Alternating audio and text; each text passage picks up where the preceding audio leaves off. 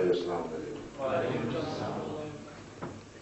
ભાઈઓ સૌપ્રથમ આ લોકોનું પ્રવચન સાંભળી મને એમ થાય છે આ દિવસ, આજની તારીખ, આ મહિનો, આ વર્ષ એક જીવત્રમાં એ રીતે લખાઈ જાય કે આ દિવસ આપણે દર વર્ષે પાડીએ કે આ દિવસ એવો છે કે આજે 125 વર્ષ થયા આપણે અહીંયા છે કે આવો એવો દિવસ નથી આવ્યો, ખુશીનો દિવસ નથી આવ્યો અને આવું કામ આપણે હજી કર્યું નથી.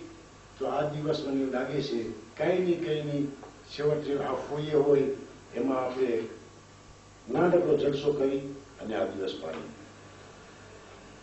બીજું ભાઈઓ, આ કરતા હતાઓને ફેલિસ્ટાસીઓ આપું છું કે આવા સંજોગમાં, આવા વાતાવરણમાં આટલું કામ કરી શક્યા.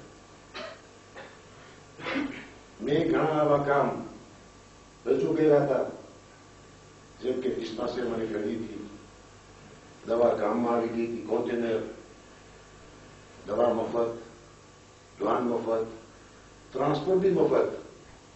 અમુક ભાઈઓને બોલાવ્યા, આપણે આ ખોલ્યું છે, મકાન તૈયાર થઈ ગયું હતું. એમાં અમુક ભાઈઓએ 15 દિવસ પછી વિચારણા કરીને જવાબ દીધો કે મૂકી દો ને, આપણે ચાલી જશે.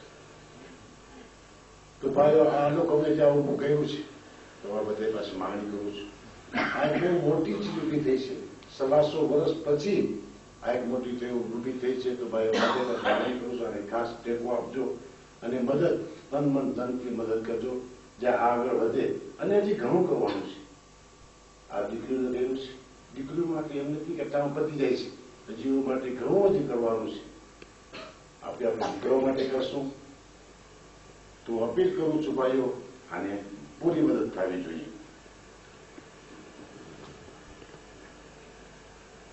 બસ બીજું તો ભાઈ મને કઈ કહેવાનું નથી. સલામ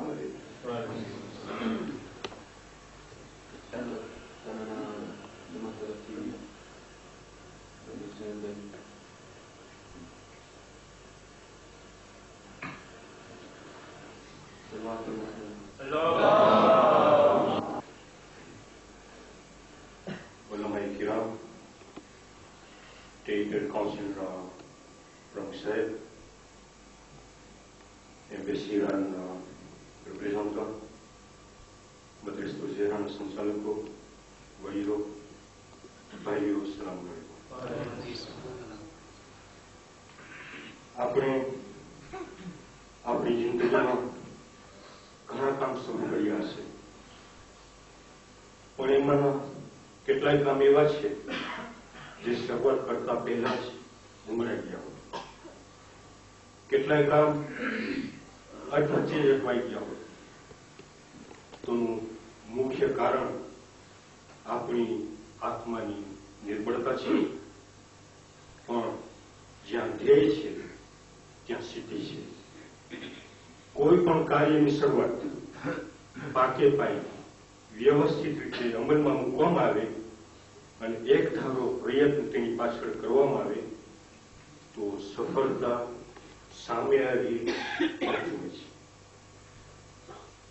મહાન કવિ અલ્લામા ઇકબાલ સાહેબ તેની એક પંક્તિમાં કહે છે કે ખુદી કો કર इतना बुलंद कि हर तकदीर से पहले खुदा बंदे से पूछे बोल तेरी रजा क्या है.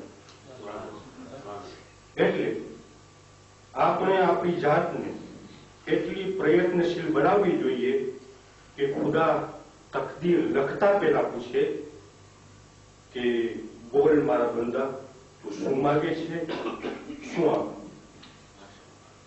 આ મદ્રેસ તુઝેરાની શરૂઆત કરતા તેમના સંચાલકોએ જો તેમ વિચાર્યું હોત કે આ મદ્રેસા માટે વિદ્યાર્થીઓ મળશે કે નહીં, કોમ સાથ આપશે કે નહીં, તો કદાચ આ મદ્રેસો એક અધૂરું સ્વપ્ન જ રહે છે. પરંતુ અડગ નિશ્ચય, અટલ વિશ્વાસ, અતૂટ મહેનત જ્યાં હોય છે ત્યાં મોડે પણ સફળતાની ઇમારત જરૂર બંધાય છે. પણ તેમાં જોઈએ ધૈર્ય અને સબર. બસ તે ધૈર્ય, સબર, હિંમત અને મહેનતના સમૂહથી આ મદ્રેસો કાયમ થયો છે. મદ્રેસાનો કોર્સ 1 વર્ષ માટે છે. આ થોડા સમયમાં સારામાં સારું શિક્ષણ આપવાની તેમની કોશિશો છે.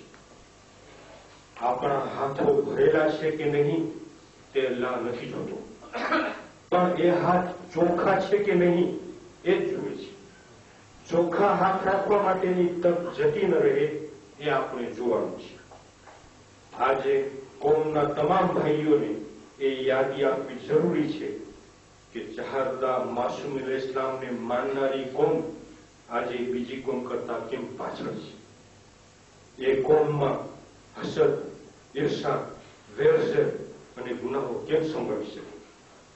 કોમમાં જ્યારે એકતાની, સંપની, ઇખલાસ અને ઈમાનદારીની તાતી જરૂર છે, ત્યારે હસદ, ઈર્ષા, હરીફાઈ જેવા ભયાનક જંતુઓ કોમને વેરવિખેર કરી નાખે છે.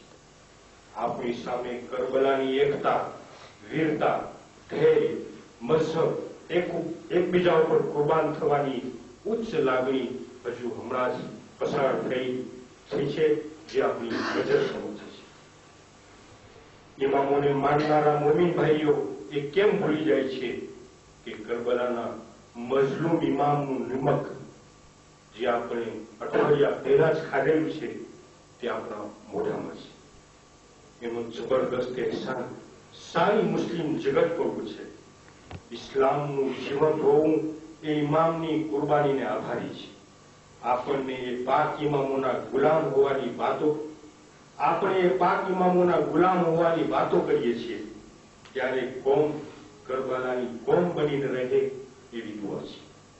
અંતમાં મદ્રેસાના સંચાલકોને દિલી મુબારકબાદી પાઠવું છું અને તેઓ આ મદ્રેસાને સારી રીતે ચલાવવામાં સફળતા મળે એવી દુઆ ગુજારું છું. અલ્લાહ તાલા તેઓના નૂરે ઈમાનમાં વધારો કરે અને સારા કામો કરવા માટે અલ્લાહ તેમને તંદુરસ્તી સાથે લાંબુ આયુષ્ય અતા કરે. મને તો 2 જ બોલ પારોલ લેવાનું છે. હું ટેટર કાઉન્સિલના પ્રમુખ પાસે વિનંતી કરીશ કે પોતે એમના એકલા છે અને જ્યાં મદ્રેસો તો જરા ખોલવામાં આવ્યું છે, તો માંગણી કરીશ પ્રમુખ સાહેબ પાસે કે એની એક નોંધણી કમિટી ઊભી કરવામાં આવે. એમાં 2 બુઝુર્ગ ભાઈઓ હોય, જમાતના 2 મેમ્બરો હોય અને મદ્રેસાના મેમ્બરો સાથમાં હોય તો મને લાગી શકે આ 4 વર્ષ આવકનો સરખી આપણે ખુલાસો આપી શકીએ બીજા ભાઈઓ સામે કે મામા હું દેખું છું તેના ભાઈઓ આવ્યા નથી, કોઈનો સમજભેર થયો છે કે આ શું બાબત છે, કેવો મદ્રેસો છે, તો એના હિસાબે હું માંગણી કરીશ ટેટર કાઉન્સિલના પ્રમુખ સાહેબ પાસે કે એક કોમિટી ઊભી કરવામાં આવે.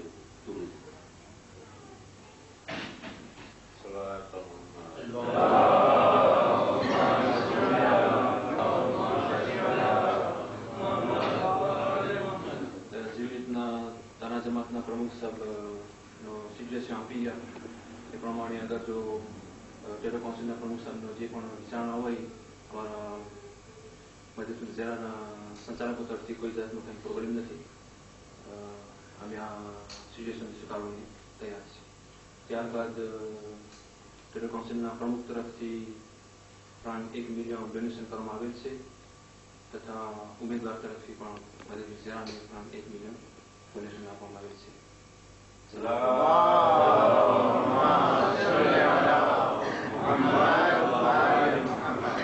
ત્યારબાદ હું માજી પ્રમુખ ઝરીભાઈ પીજી પાસે માંગી કરીશ કે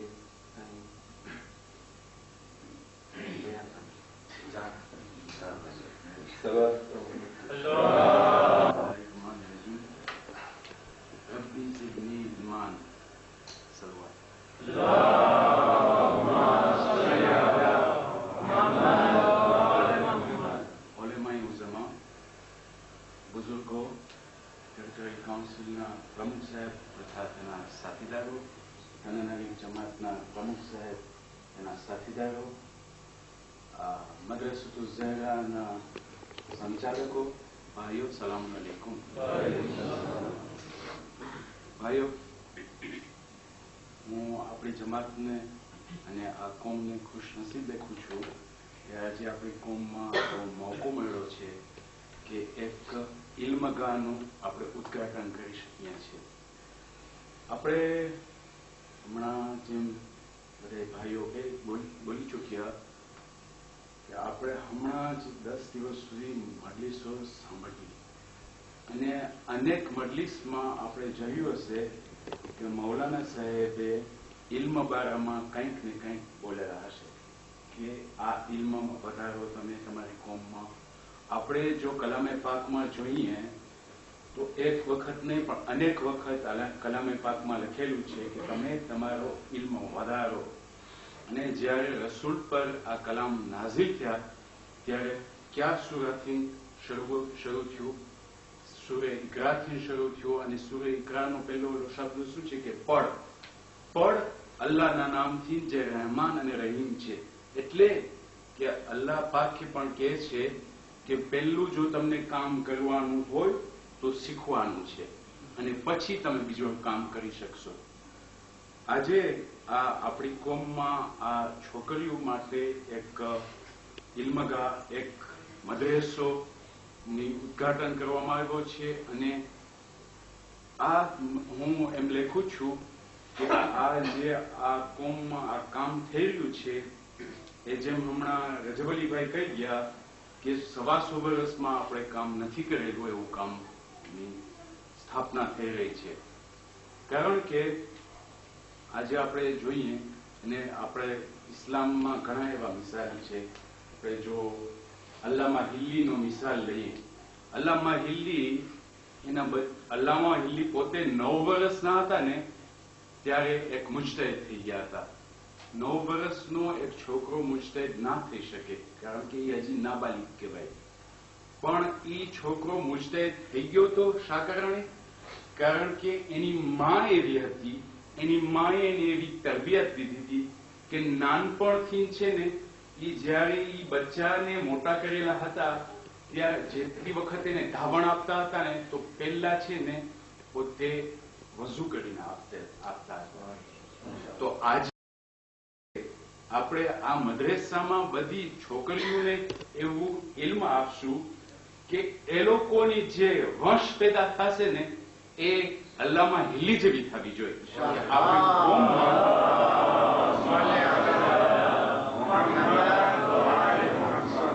આપણી કોમમાં એવા બચ્ચા પેદા થવા જોઈએ કે જે ઇસ્લામના મુજાહિદીન બનશે.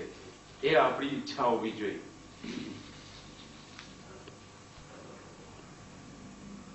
ભાઈઓ, સાથે સાથ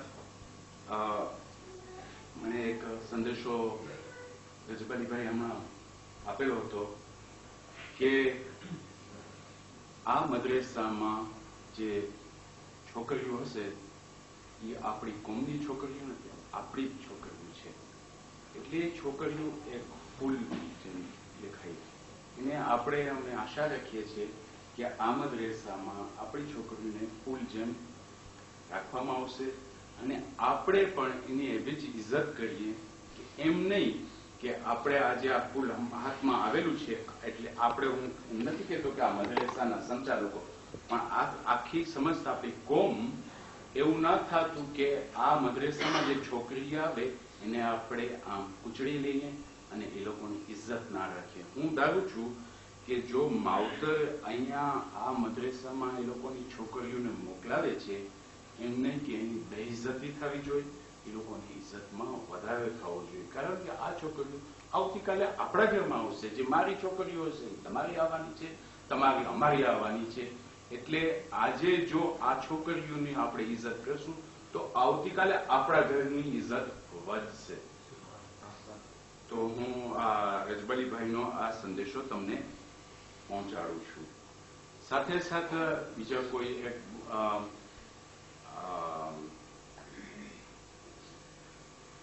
કોઈ ભાઈએ બીજો પણ સંદેશો આપેલો છે.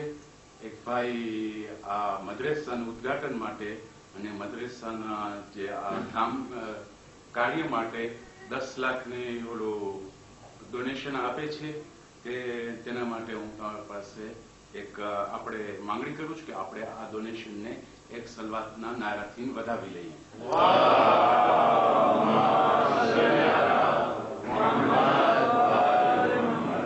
ભાઈઓ, હું પાછો અલ્લામા હિન્દીમાં આવું છું, કારણ કે આપણે જો જોઈએ છે કે જો ઇસ્લામ બાકી છે આપણી કોમમાં, તો એમ નથી કે આપણી કોમના મર્દો થકી. અને આ આપણે જોઈએ, આપણે એનું અનુભવ બધાને છે કે જ્યારે એક ઘરમાં જો ઇસ્લામ જો દિન બાકી રહ્યો હોય તો હંમેશા સ્ત્રીના હિસાબે. જે ઘરમાં દિન બાકી હશે, જે ઘરના બચ્ચાઓ નમાઝો પડતા હશે, જે ઘરના બચ્ચાઓ કઈ કુરાન પડતા હશે, તે તમે એમ ના લેખતા કે આપણી કોમના મર્દો બચ્ચાઓને ઈ તરબિયત આપે છે કે તમે ઘરે તમે નમાઝ પઢો. પણ ઈ ઘરની સ્ત્રી એવી હોવી જોઈએ કે એના બચ્ચાઓને આવી તરબિયત આપે છે અને નમાઝ પઢાવે છે અને દીની તાલીમ આપે છે. તો હું સમજુ છું કે જે આ મદ્રેસો છે એ છોકરાઓનો મદ્રેસા કરતા વધારે ઇમ્પોર્ટન્ટ છે, કારણ કે આ મદ્રેસામાં આપણી જે વંશ પેદા થશે એ લોકો આ મદ્રેસાના હિસાબે ઇલ્મ મળશે. અને આટલા વર્ષ સુધી આપણે કોશિશ કરેલી હતી કે છોકરાઓને જ ભણતર આપીએ, છોકરાઓને જ દીની તાલીમ આપીએ, છોકરાઓને દરેક તાલીમ આપીએ. હમણાં બધા ભાઈઓ બોલી ગયા, તમને ખબર છે છેલ્લું બોલવું જરાક તકલીફ પડે, કારણ કે બધા બધું બોલી ગયા હોય એટલે પાછું એના ઉપર ના આવવું જોઈએ. પણ હમણાં બધા ભાઈઓ આપણે સમજાવી ગયા કે કરબાલાના મેદાનમાં જયારે ઇમામ હુસૈનીએ આટલી તકલીફ પડી હતી, પણ એમ નથી કે ઇમામ હુસૈનના થકી જ આ ઇસ્લામ આપણા સુધી પહોંચ્યો છે, પણ જનાબે ઝૈનબે એટલો જ હિસ્સો આપેલો હતો. એટલે મારું શું કહેવું છે કે આપણે જેટલો ઇમ્પોર્ટન્સ આપણે આજ સુધી બચ્ચાઓને છોકરાઓને આપેલો હતો, એટલું જ ઇમ્પોર્ટન્સ, બલકે વધારે ઇમ્પોર્ટન્સ છોકરીઓને આપવું જોઈએ. તો તે ઉપરાંત હું ધારું છું અને હું આશા રાખું છું કે આ મદ્રેસામાં ભાઈઓ જે દરેક જમાતથી ઘણી છોકરીઓ આવશે, તેથી કરીને આપણો જે ટીસ્યુ ઇસ્લામિક કે ને જે આપણામાં જે ઇસ્લામ પણ છે ને એ વધશે, એવી આપણે દુઆ કરીએ.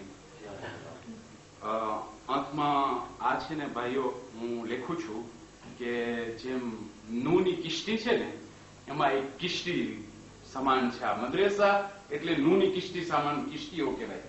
જે આ કિશ્તીમાં જોડાશે તે છે ને નજાત પામશે, જે ન જોડાય તે લોકોના ભૂલના થકી લોકો નહીં જોડાય. તો હું દુઆ કરું છું કે આપણી કોમમાં સંદેશો પહોંચે, બધા એ લોકોની છોકરીઓને અહીંયા મોકલાવે અને આપણી કોમમાં જે ઇલ્મનો વધારો છે અને એમાં વધારો થાય. અંતમાં આ એક એ પણ છે ભાઈ, આ નીકળો એવી ખરાબ વાત છે કે આપણે હાથમાં આવ્યો એટલે બોલવાનું મન જ થાય, એવું લેતો નથી. પણ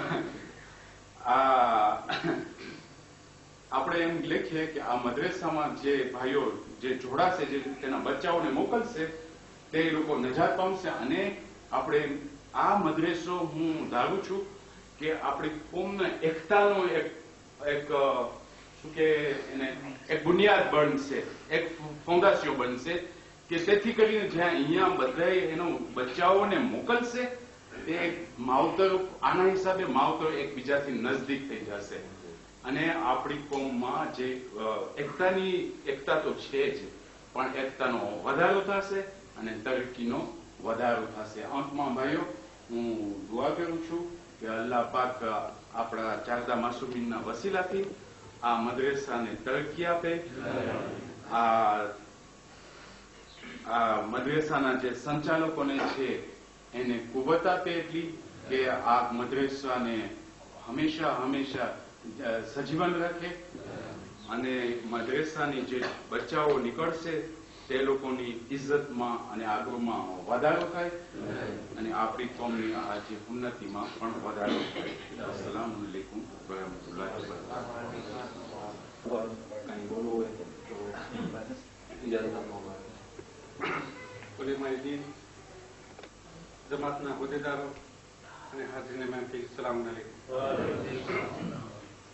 ભાઈઓ, એક ફ્રેન્ચીમાં કહેવત છે que c'est à partir du passé et de l'histoire qu'on forme l'avenir. તો હું તમારા પાસે એક બે દુનિયાવી કિસ્સા દઈશ કે જેના થકી આપણે વિચાર કરી શકીએ અને એના ઉપર વગર મન કરી શકીએ તો મનોદુખ છે ઈચ્છવા જેવું છે. તો પહેલો કિસ્સો તો એ છે કે એક રાજો હતો અને એ શિકારી ગયો અને જયારે શિકારમાં ગયો ત્યાં ખોવાઈ ગયો અને રાત આવી ગઈ અને ભર જંગલના અંદર એક નાનકડું મકાન દેખાણું એને અને એ મકાનના અંદર એક કુટુંબ રહેતું હતું. નબળી હાલત હતી અને ત્યાં પોતે ગયો અને પોતે ના કીધું કે હું રાજો છું. આ કોમીએ એને આવકાર દીધો, એને રાખ્યો અને એ જ રાતના આ રાજાના ઘરે એને બાળીને એક બચ્ચું આવ્યું. આ ગરીબ હાલતમાં પોતાએ બધી કોશિશ કરી અને આ રાજા પાસે બચ્ચું લઈ આવ્યું અને દેખાયું કે આ અમારા ઘરમાં એક નવું બચ્ચું આવ્યું છે. આ જોઈ અને રાજો એકદમ વિચારમાં પડી ગયો અને એને પૂછ્યું કે આ વાત કેવી, મારા ઘરમાં જ આવું છે વટાણે, મારા બાળીને અમલ છે અને દરરોજ ડાક્ટર આવે છે, છાસવામાં આવે છે, પરાણું છે, ઢીકણું છે, આ ઘરે આવીને કે આનો હું કે ખુલાસો માંગીશ કે આ શું બધી ધાંધલ છે. ત્યારે દિવસ આવ્યો અને રાજાએ બધી વાત કરી અને એના ઘરે ફુગાવ્યું.